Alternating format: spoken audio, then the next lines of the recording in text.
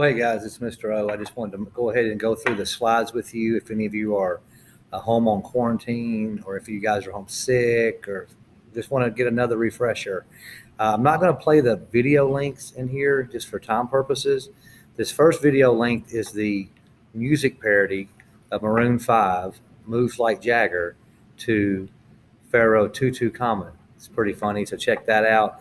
These slides have three goals: how geography affected the lives of ancient Egyptians, how Egyptians depended on Nile's floods to grow their crops, and the students will analyze how the Rosetta Stone allowed for hieroglyphics to be translated.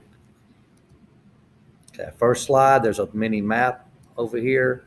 About 5000 BC, people began to settle along the Nile River. Predictable seasonal flooding resulted in very fertile soil along the river. River currents and wind patterns made the Nile perfect for transportation.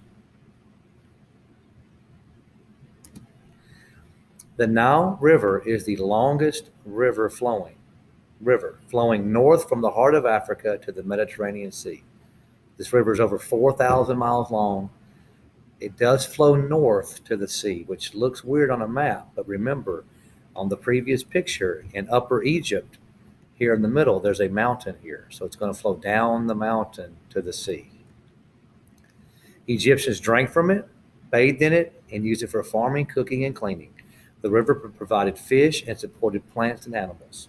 So this river really was the lifeblood of this area. It was very, very important to these people. It's arguably the most important river in the world. Now, I got two long slides to take notes on. These are highlighted. Remember, you always want to write down those highlighted notes like that one. This one, you might want to shorten the answer. There are narrow cliffs and boulders in the Nile form wild rapids called cataracts.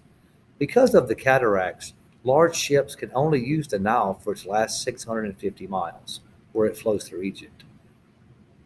And if you want to shorten that down to understand that the rapids are called cataracts, and that we can only use the 650 miles in Egypt.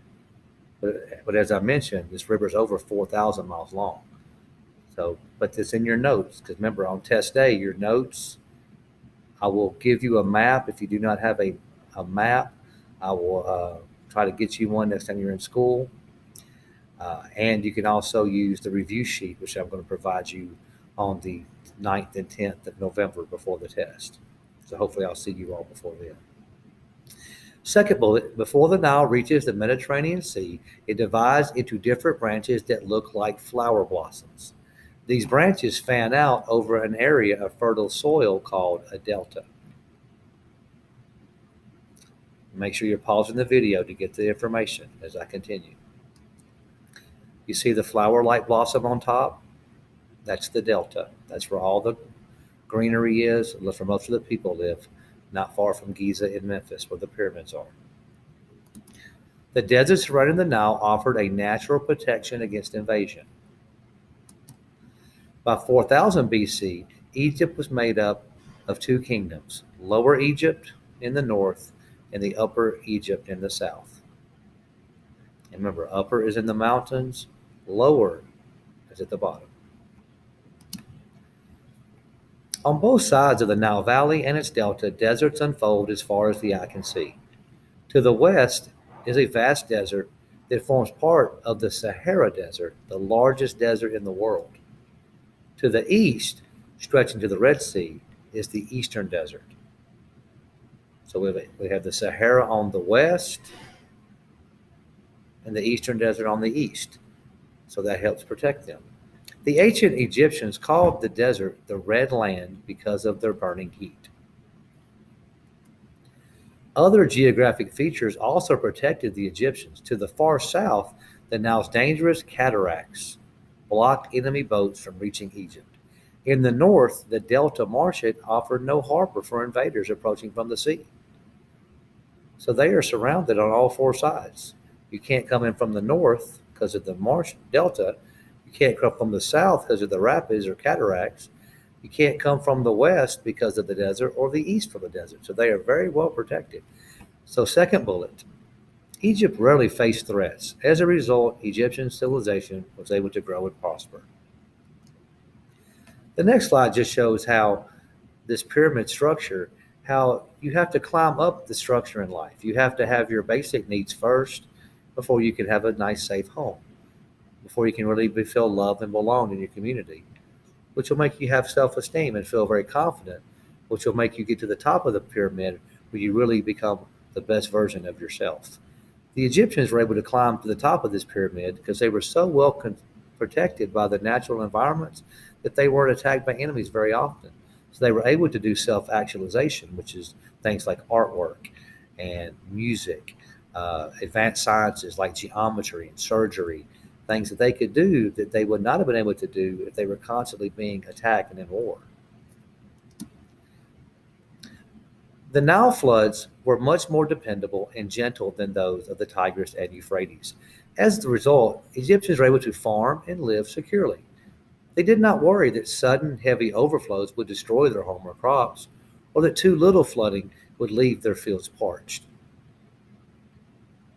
They knew every summer, if you watch the first video, the music video, they get a flood. So they knew they could predict that I should bring my crops in before the flood. After the flood, I could plant more. Whereas when we talked about Mesopotamia earlier, they didn't know when the floods were going to come.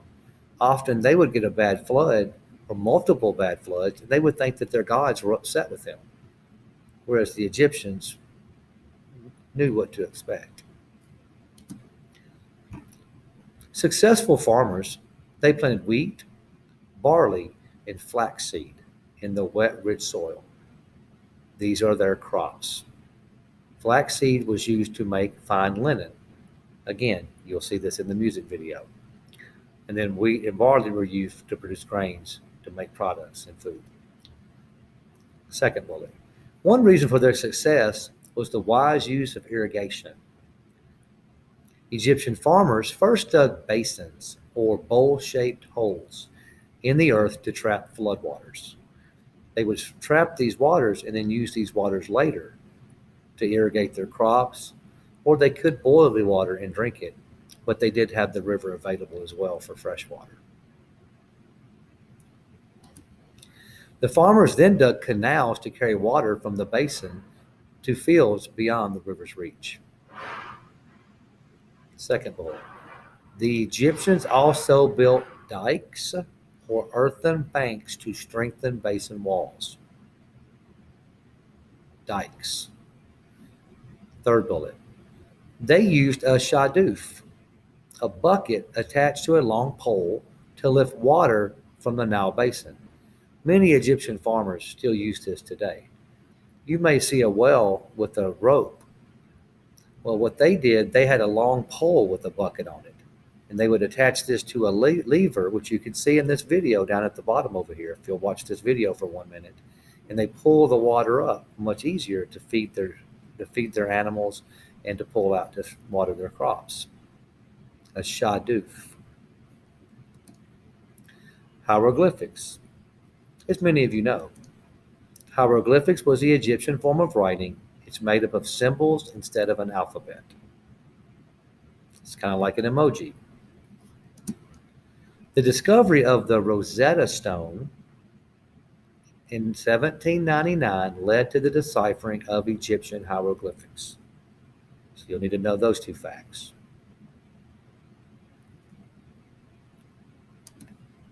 The Egyptians were the first to write on papyrus, an early form of paper made from the fibers of the papyrus plant. Let's continue. Here's your next note. The video here shows how they used the plant to make these things. I would encourage you to at least watch the first half of that video at least. Papyrus, a reed plant that grew along the shore of the Nile, became a useful resource. At first, the Egyptians harvested papyrus to make baskets, sandals, and river rafts. Later, they used papyrus for paper making. And again, you'll see this explained in the video below. It's really cool how they did it, because they were really the first ones to do this. Before, they had to carry their writings and carve them in stone in big tablets. And how difficult would that be to keep track of? Rosetta Stone. It's a discovery that contained Greek and Egyptian writing It allowed people to interpret Egyptian pictographs. Again, we have a video here that you can watch that shows about the stone. It's actually a big stone we see in the picture here. They have carved 3 different languages in that stone, and they knew some of the words on the bottom in Greek, so they were able to match those with other words in hieroglyphs. So if they knew that this symbol meant this word or letter, they could then use that as a way to decipher. But you can also watch the video on this. So I hope this slide reading helps you. I hope to see all of you back at school soon. If you're out, if you're just watching this for a review, then I tip my hat to you. That's excellent work. So see you all soon. Have a wonderful day and a wonderful Halloween.